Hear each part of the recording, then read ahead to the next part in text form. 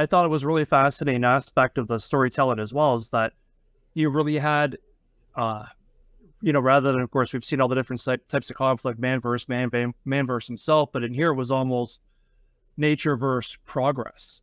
And it was a really divided line, and you kind of forced it through the different perspectives and some of the different, certainly the character arc of your main characters in here. That was also a struggle that he had, and it was, there's some of those characters are constantly going back and forth because they would see the pros and the cons to that as well.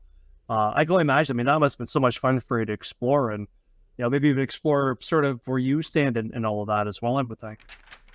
Yeah, thank you so much. Thank you so much for saying that. You said it really well.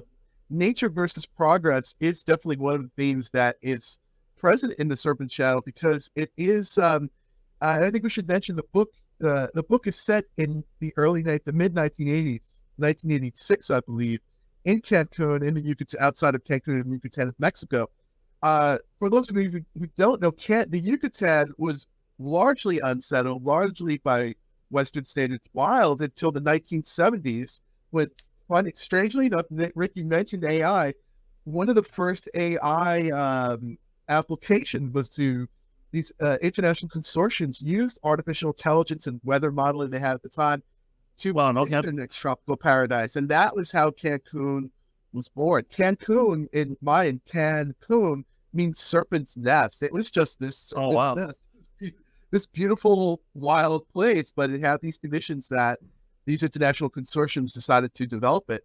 So when I was there as a child in the early 1980s, some of the places that are mentioned in the Serpent Shadow were just wild places, like they're horseback riding, and literally nothing there but mine. And I returned the next year, and year after and year after, I smelled the smoke. I saw the bulldozers. I saw that are now cities stretching from Cancun almost all the way 100 kilometers south to the country of Belize.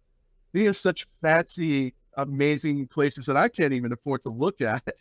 But at the time, they were, they were nothing but wild. And that raises some interesting perspectives and conflicts, some of them which might be counterintuitive. So as a boy, of course, the emotional thrust of that was, these are the most beautiful things that beautiful places I've ever seen in the world, and they're being destroyed before my eyes.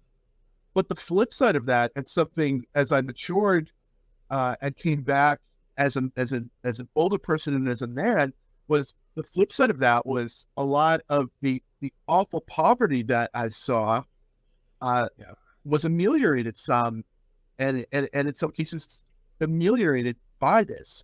So yeah, there's a lot of different, no matter how we might feel about one given thing, there are a lot of different sides to progress. And that is one of the things going on in the story. Like, we're entered into Cancun at this time of a crossroads, at this time of a change, where everyone in the story wants something different.